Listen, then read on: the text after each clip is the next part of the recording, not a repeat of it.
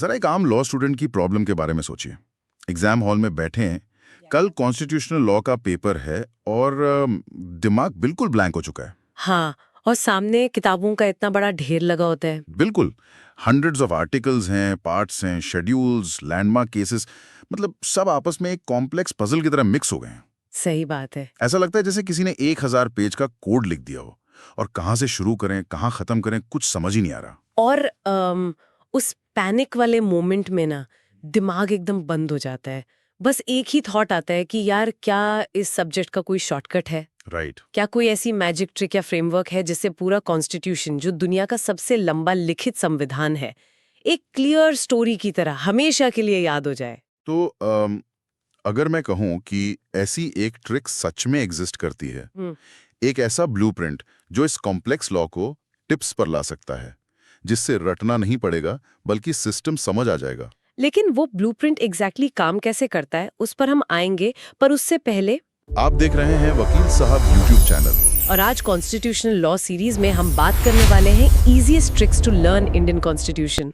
तो चलिए इस कॉन्सेप्ट को थोड़ा अनपैक करते हैं। मैं सच बताऊं तो मुझे और शायद बहुत से लॉ स्टूडेंट्स को हमेशा लगता था कि लॉ को बस रटना पड़ता है। हाँ, आर्टिकल नंबर्स, सेक्शन नंबर्स बस याद करते जाओ। एकदम।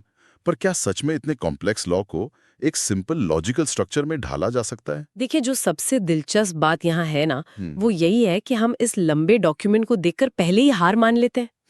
लेकिन प्रॉब्लम डॉक्यूमेंट में नहीं है, हमारी पढ़ने की अप्रोच में है। यहाँ मैं इंट्रोड्यूस करना चाहूंगी एक सीक्रेट फॉर्मूला, जिसे हम द गोल्डन ट्रिक कहते हैं। The golden trick? अच्छा, हाँ। इस फॉर्मूला के हिसाब से हमें कॉन्स्टिट्यूशन को किसी टेक्स्ट बुक की तरह लाइन बाय लाइन नहीं पढ़ना है, बल्कि उसको एक आर्किटेक्चर, एक ब्लूप्रिंट समझना है, जो 4 लेयर्स पर टिका है। 4 लेयर्स? जी, ये 4 लेयर्स हैं PADC, यानी पार्ट्स, आर्टिकल्स, डॉक्ट्रिन्स और केसेस। PADC, ये तो सुनने में किसी मास्टर पासवर्ड जैसा लग रहा है। है ना? पर एक बात बताइए, क्या सच में सिर्फ एक स्ट्रक्चर या फॉर्मूला पकड़ लेने से उतने लंबे बड़े एक्ट में और एग्जाम में आसानी होती है? बिल्कुल होती है। अगर सिर्फ ये 4 लेयर का स्ट्रक्चर दिमाग में सेट कर लिया, तो लीगल थिंकिंग का 80% काम वैसे ही आसान हो जाता है। वो कैसे? इसको एक बिल्डिंग की कंस्ट्रक्शन की तरह सोचिए। जब कोई बिल्डिंग बनती है, तो आप सीधे दीवारों पर पेंट नहीं करते, राइट? हाँ, पहले ढांचा बनता है। एग्जैक्टली। सबसे पहले ब्लूप्रिंट बनता है। हमारी लेयर 1 है पार्ट्स, जो कॉन्स्टिट्यूशन का ढांचा या फ्लोर्स हैं। ओके। लेयर 2 है उसके अंदर के आर्टिकल्स, जो उन फ्लोर्स पर बने हुए कमरे हैं। राइट। लेयर 3 है डॉक्ट्रिन्स, जो उन कमरों के आपस के रूल्स और डिजाइन हैं। और लेयर 4 है केसेस, जो उस घर में आने वाले रियल लोग और उनकी प्रैक्टिकल प्रॉब्लम्स हैं। ये एनालॉजी तो काफी विजुअल है, लेकिन एक सेकंड रुको। एक प्रॉब्लम आती है। पार्ट्स याद रखना सबसे बड़ा हेडेक है। एग्जाम के प्रेशर में पार्ट 3, पार्ट 4, पार्ट 5, मतलब सब एक जैसा साउंड करते हैं। सही कहा। तो ये कैसे याद रखें कि कौन सा फ्लोर किस चीज का है? यही तो पार्ट वाइज मेमोरी ट्रिक का मैजिक है। चलिए सबसे इंपॉर्टेंट पार्ट से शुरू करते हैं। कॉन्स्टिट्यूशन का पार्ट 3, जिसमें आर्टिकल 12 से 35 आते हैं। ठीक है। इसको याद रखने की ट्रिक बहुत सिंपल और कैची है। 12 से 35 तक राइट सी राइट्स। 12 से 35 तक राइट सी राइट्स। सही है, राइम भी कर रहा है। पर इन राइट्स के अंदर भी तो अलग अलग कैटेगरीज होती है ना? बिल्कुल होती हैं, और उसके लिए एक सुपर एग्जाम ट्रिक है।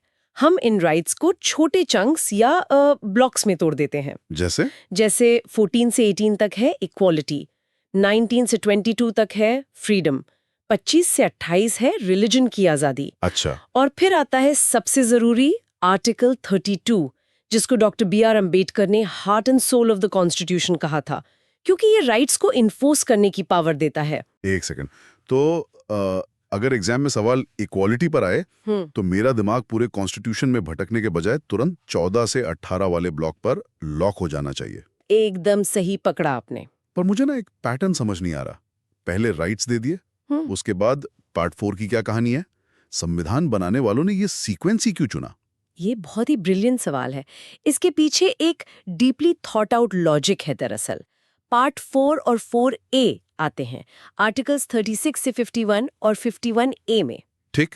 इसकी ट्रिक है 36 से 51 सरकार क्या करेगी? सरकार क्या करेगी, मतलब डीपीएसपी? हाँ, directive principles of state policy, यानी स्टेट के लिए गाइडलाइंस।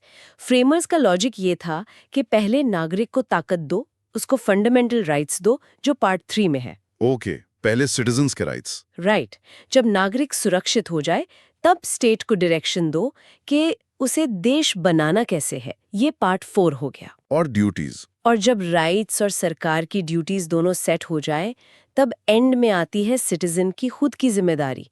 इसलिए राइट्स के बाद duties equals 51A। Oh wow, ये तो एकदम कॉज़ैलिटी वाली बात हो गई।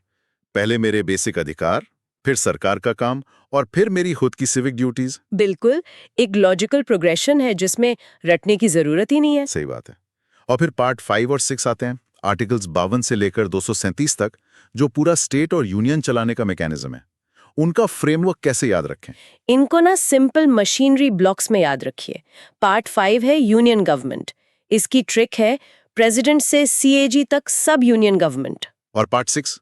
पार्ट 6 है स्टेट गवर्नमेंट। इसकी ट्रिक है गवर्नर से हाई कोर्ट तक सब स्टेट। बस इतना ही फ्रेमवर्क दिमाग में सेट करना है। ये 4 लेयर का स्ट्रक्चर सच में किसी सॉलिड बिल्डिंग का विजुअल क्रिएट कर रहा है दिमाग में। अगर आप सबको पार्ट 3 की राइट्स ही राइट्स और लॉजिक की ट्रिक समझ आई तो जल्दी से इस वीडियो को लाइक करें। तो अब हमारा बेसिक ढांचा यानी लेयर 1 बिल्कुल तैयार है। अब हम बिल्डिंग के अंदर एंटर कर सकते हैं। तो अब सवाल उठता है, कहानी यहाँ से थोड़ी डीप होती है। ढांचा याद हो गया, पर अंदर के कमरों का क्या? हाँ, स्पेसिफिक्स। राइट। लेकिन प्रॉब्लम यहीं खत्म नहीं होती, क्योंकि एग्जामिनर सिर्फ इक्वालिटी लिख देने से एग्जामिनर नंबर्स तो देगा नहीं। उन स्पेसिफिक्स को डिटेल में कैसे याद रखें बिना कंफ्यूज हुए? यहाँ हम एंटर करते हैं लेयर 2 में, इंपॉर्टेंट आर्टिकल्स। चलिए, सबसे पहले इक्वालिटी के कॉन्सेप्ट को एक्सप्लोर करते हैं। हमने बात की थी कि इक्वालिटी 14 से 18 तक के कमरों में रहती है। चलिए इसको थोड़ा टेस्ट करके देखते हैं। लीगल थ्योरी को हटाकर अगर एक आम सिटीजन के पर्सपेक्टिव से देखें तो आर्टिकल 14 कहता है इक्वालिटी बिफोर लॉ। इसका प्रैक्टिकली मतलब क्या है? सिंपल डेली लाइफ एग्जाम्पल से समझते हैं। लॉ की आंखों पर पट्टी बंधी है, चाहे कोई बड़ा नेता हो या एक आम आदमी। अगर किसी ने ट्रैफिक रेड लाइट जंप की है तो चालान दोनों का कटेगा और बराबर कटेगा। सही। ये है आर्टिकल 14।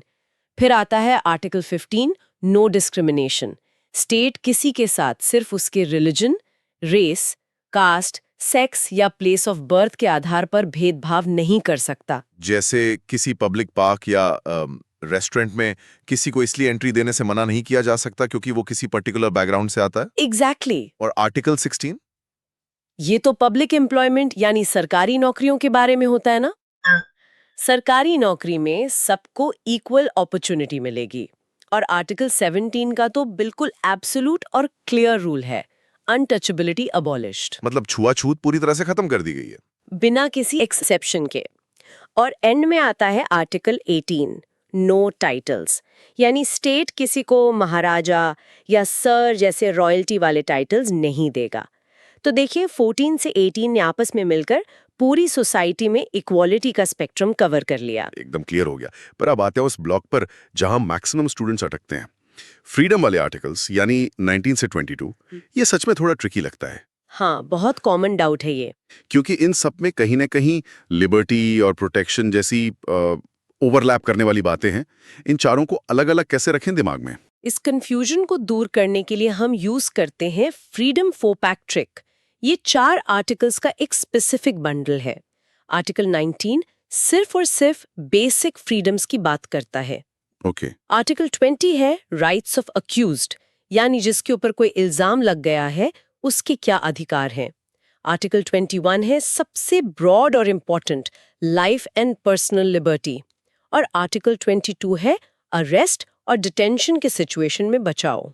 इस पैक्ट में जो आर्टिकल 19 है ना, उसके अंदर आने वाली चीजें बेसिक फ्रीडम्स याद रखने में सच में पसीने छूट जाते हैं।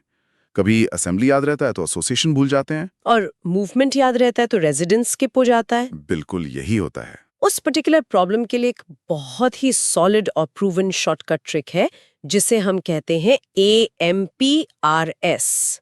ध्यान दीजिएगा, AMPRS। AMPRS चलिए इसको एक स्टोरी की तरह ब्रेक डाउन करते हैं। ठीक है। पहला ए है एसोसिएशन बनाने की आजादी।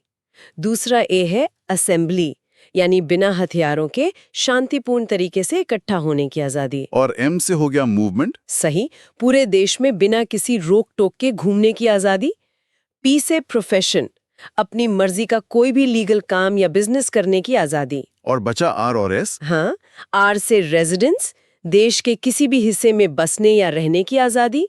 और एस से स्पीच, यानी अपनी बात रखने की freedom of speech and expression. Association, assembly, movement, profession, residence, speech. AMPRS। अगर मैं इसको एक लॉजिकल फ्लो में देखूं तो पहले मैंने कुछ लोगों की एसोसिएशन बनाई, राइट। फिर हमने मिलकर एक असेंबली की, फिर हम मूवमेंट करके दूसरी स्टेट गए, वहां जाकर हमने एक प्रोफेशन शुरू किया, फिर वहीं रेजिडेंस बना लिया और वहां रहकर अपने विचारों की स्पीच दी। परफेक्ट। ये तो एक मूवी की टाइमलाइन की तरह दिमाग में सेट हो गया। यही इस अप्रोच की पावर है। एग्जाम में बस ये AMPRS लाइन दिमाग में चलनी चाहिए और एग्जामिनर को क्लियर हो जाएगा कि आपका कॉन्सेप्ट कितना क्रिस्टल क्लियर है। तो ढांचा बन गया और कमरे डिफाइन हो गए, लेकिन यहाँ एक कॉज़ैलिटी का सवाल उठता है। तो ठीक है, मेरे पास राइट्स हैं, इक्वालिटी है, AMPRS वाली आज़ादी है, पर प्रैक्टिकल दुनिया में अगर कल को कोई पावरफुल गवर्नमेंट ऑफिशियल या लोकल अथॉरिटी मेरी ये राइट्स वायलेट कर दें, तो मैं इन किताबी बातों का करूंगा क्या? सही सवाल है। जब मैं रेमेडी ढूंढने कोर्ट जाऊंगा तो मुझे सामने से अजीब से लैटिन टर्म्स सुनने को मिलेंगे। उन कॉम्प्लेक्सिटीज का क्या? यहीं पर आती है हमारी लेयर 3 रिट्स और शेड्यूल्स का मैकेनिज्म। अगर फंडामेंटल राइट्स सिर्फ पेपर पर है और उन्हें बचाने का कोई प्रैक्टिकल रास्ता नहीं है, तो उनकी कोई वैल्यू नहीं। एग्जैक्टली। इसलिए जब राइट्स वायोलेट होते हैं तो आप सीधा सुप्रीम कोर्ट जा सकते हैं आर्टिकल 32 के तहत, या हाई कोर्ट जा सकते हैं आर्टिकल 226 के तहत। और कोर्ट जो कॉन्स्टिट्यूशनल ऑर्डर्स जारी करती हैं आपके राइट्स बचाने के लिए, उन्हें रिट्स कहते हैं, जो असल में उन्हीं लैटिन टर्म्स के नाम है। हाँ। मैं एक बात बताऊं, ये हेबियस कॉर्पस और मैंडेमस जैसे वर्ड्स याद रखना किसी बुरे सपने जैसा होता है। इनका कोई शॉर्टकट नहीं है क्या? इसके लिए बहुत मजेदार निमोनिक है, ध्यान से सुनिए। He has pretty much cool power. He has pretty much cool power. ठीक है, अब इसको एक एक करके मैप कैसे करना है? मैं एक रिट का नाम बोलता हूं, देखते हैं ट्रिक कैसे लगती है। चलिए। पहला वर्ड है ही और रिट है हेबियस कॉर्पस। मैंने क्राइम थ्रिलर्स में बहुत देखा है, जब पुलिस किसी को इलीगली गायब कर देती है तो लॉयर हेबियस कॉर्पस फाइल करता है। इसका लिटरल मीनिंग क्या होता है? आपने ट्रिक का पहला वर्ड ही पकड़ा, जिससे बनता है हबियस कॉर्पस। इसका सिंपल मीनिंग है प्रोड्यूस बॉडी। अगर किसी को गलत तरीके से अरेस्ट किया गया है तो कोर्ट डायरेक्टली आदेश देती है कि उस इंसान को फिजिकली हमारे सामने पेश करो। कोर्ट चेक करेगी कि अरेस्ट लीगल है या इलीगल। अमेजिंग। दूसरा वर्ड है हैज। इससे क्या बनेगा? हैज यहाँ सिर्फ सेंटेंस को कंप्लीट और लॉजिकल बनाने के लिए एक कनेक्टिंग वर्ड है, इसे हम स्किप करते हैं। अच्छा, फेयर इनफ। तीसरा वर्ड है प्रिटी।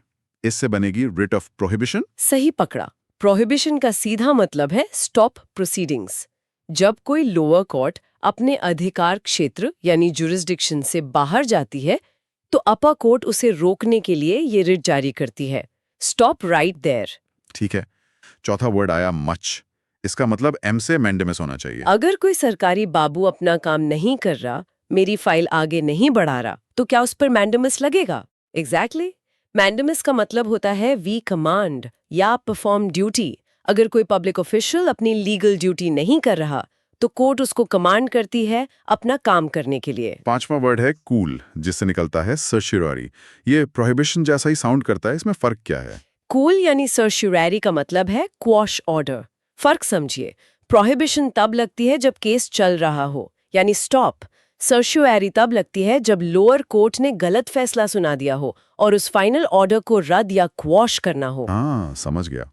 और आखिरी वर्ड पावर, इसका कनेक्शन सीधा क्वो वारंटो से होना चाहिए। बिल्कुल। क्वो वारंटो का मतलब ही है बाय व्हाट अथॉरिटी।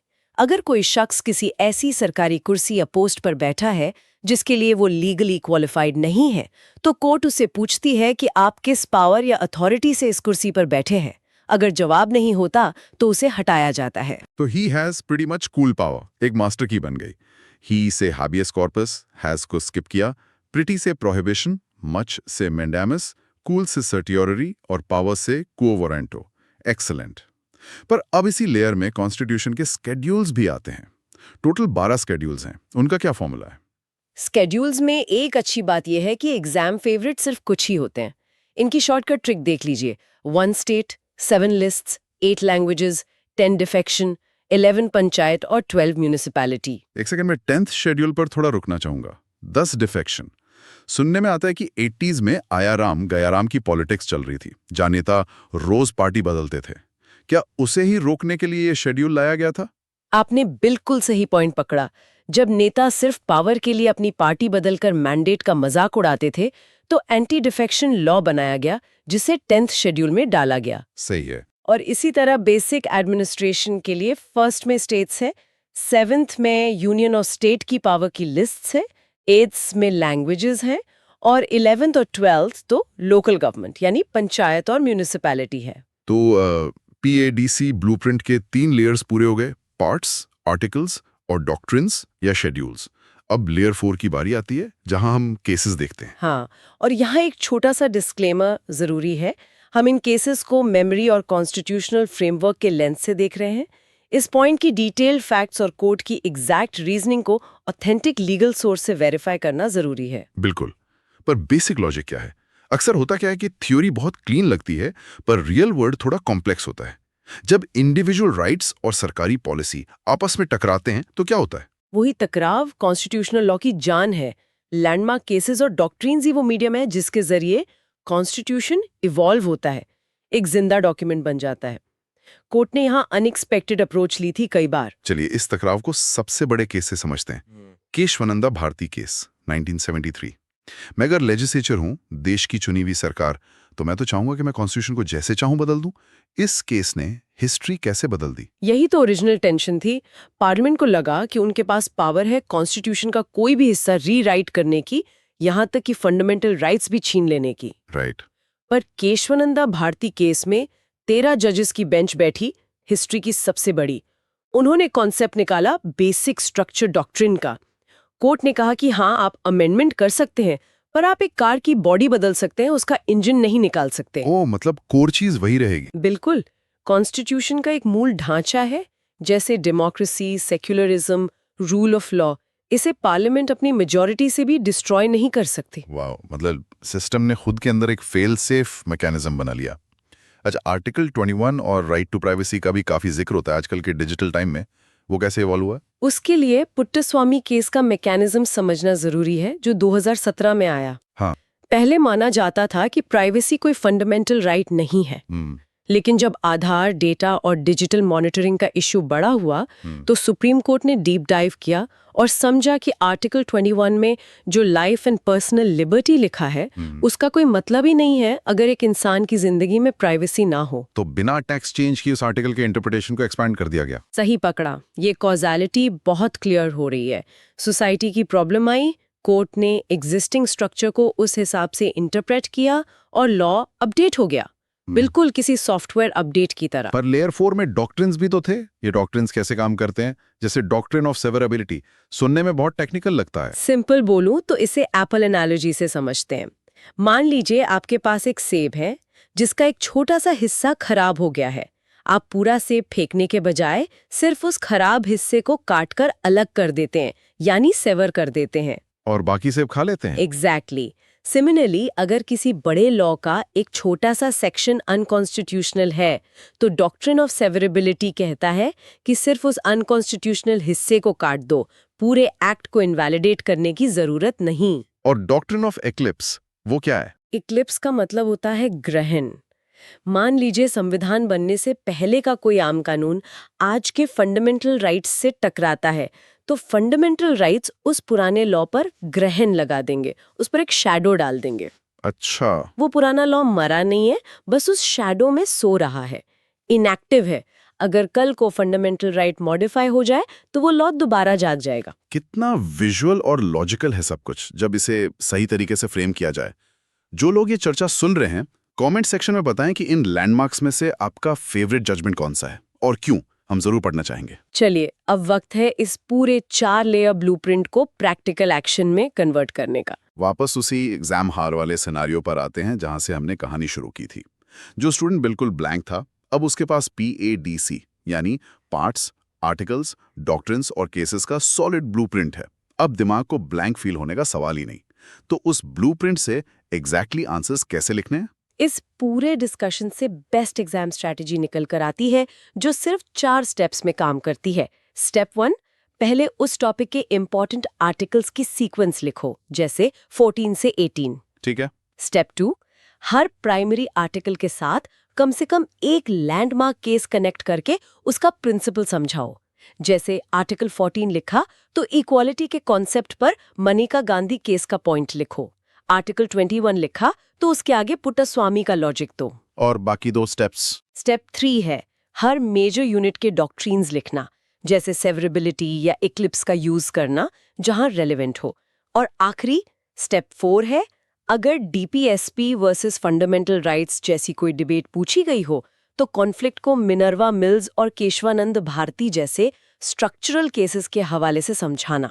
एग्जामिनर यही एक्सपेक्ट करता है। बिल्कुल, वो जानना चाहता है कि आपको बिल्डिंग की आर्किटेक्चर समझ आई है या नहीं, ना कि सिर्फ कमरों के नंबर। तो अल्टीमेटली कॉन्फिडेंस इस बात में है कि आपको हजारों पेज वर्ड बाय वर्ड याद नहीं करने हैं।